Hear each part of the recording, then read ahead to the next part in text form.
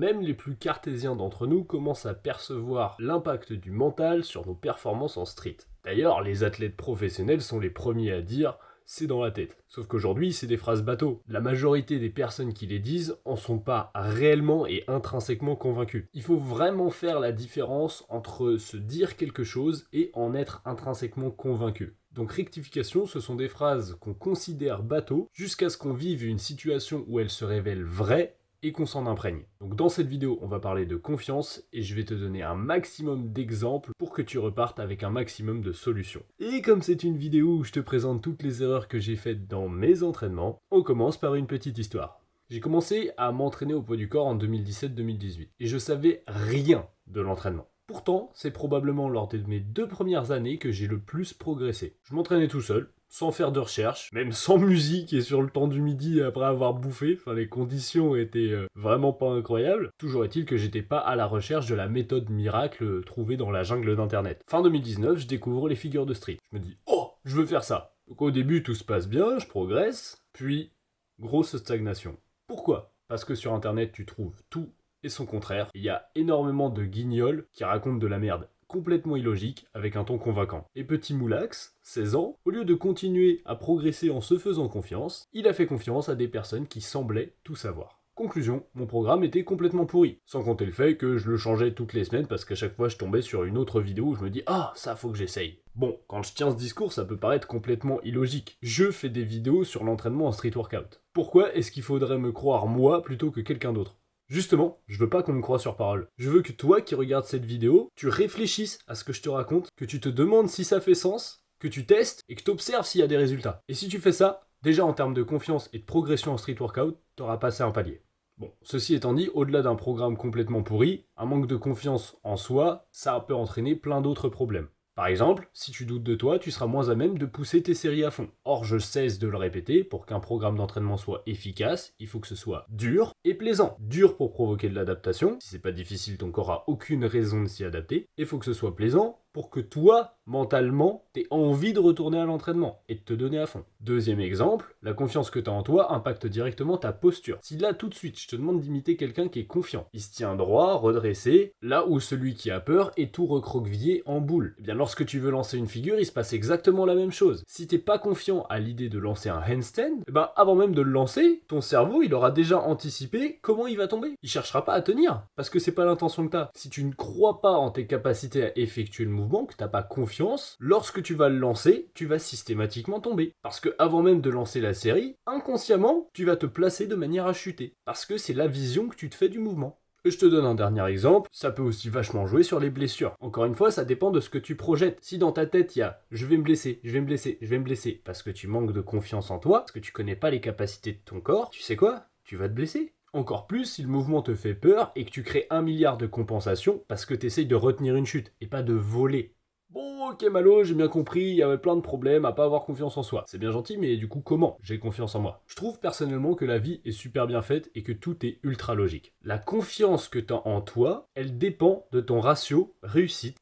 C'est pas plus compliqué que ça. Par exemple, t'es à l'entraînement. Tu fais une série que tu considères réussie, comme un succès, tu gagnes en confiance. Tu fais une série que tu considères comme pourrave, tu perds en confiance. Donc toi, mettons que t'es dans un mauvais jour. Je vais dire une connerie, mais habituellement, tu sais faire 5 handstand push-up, et là, aujourd'hui, tu sais en faire que 2.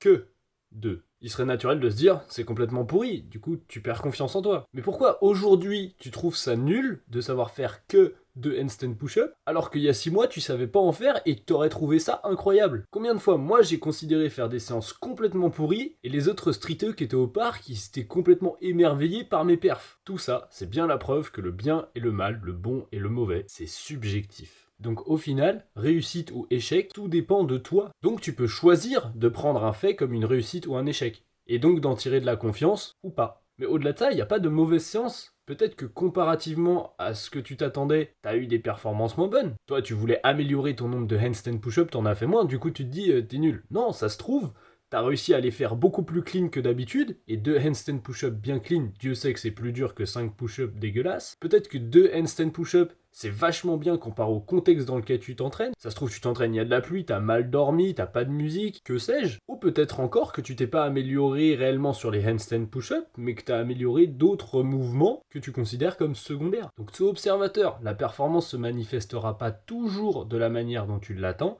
mais ça veut pas dire qu'il y en a pas. Si vraiment il n'y a rien qui veut passer et que tu ne vois aucune forme d'amélioration, bah t'arrêtes l'entraînement, point, et puis tu rentres chez toi. Ça te servira à quoi de t'énerver, de te frustrer, donc de forcer sur un truc qui passe pas. Il y a toutes les étoiles qui sont alignées pour te dire faut pas faire ça, et toi, juste par frustration et par ego, tu le fais, bah tu vas te blesser. Je te l'accorde, c'est souvent plus dur de réussir à se contrôler et de se dire bon, c'est pas grave, je rentre chez moi et puis ça ira mieux demain, que de s'insulter. Sauf que c'est qu'une question de conditionnement. Ton corps il s'adapte, ton esprit s'adapte aussi. Si aujourd'hui ça va pas et que tu prends la décision de stopper ton entraînement, bah la prochaine fois que ça te réarrivera, ce sera encore plus facile de te dire oh mais c'est pas grave, je stoppe mon entraînement. La prochaine fois que tu te nuis, te dévalorises pour quelque chose que tu aimes à la base, demande-toi si ça en vaut vraiment la peine. Spoiler, non.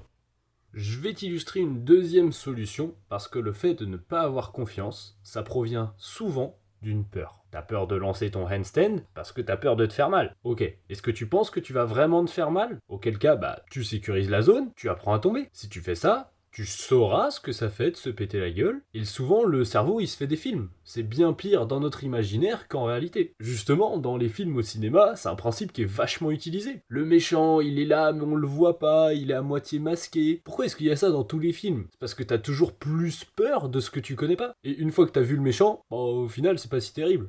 Bon, je t'ai donné l'exemple du handstand, mais c'est valable pour tous les mouvements en street. Si tu appréhendes un mouvement, tu te placeras de manière à retenir une chute, pas de manière à voler. Ça créera plein de compensations, ça pourra entraîner plein de blessures. Si tu te blesses souvent, l'intention que tu as en lançant les figures peut en être la cause. Pour en savoir davantage sur l'intention, lis Bible of Static, j'en parle de manière bien extensive.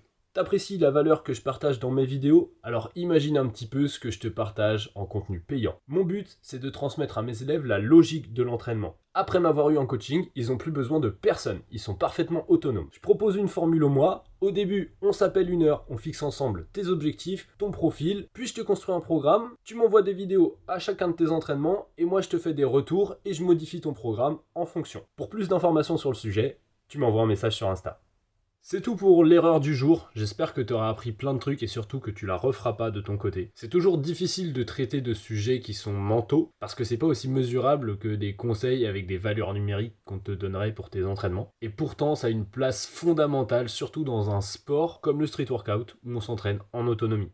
La vidéo t'a été utile, tu me le dis dans les commentaires, tu peux aussi me suggérer des sujets à aborder pour les prochaines. Like, abonne-toi, partage, c'est ça qui me motive à refaire des vidéos, à proposer toujours plus de contenu inédit. Donc entraîne-toi bien, récupère bien, aie confiance en toi, c'était Moulax.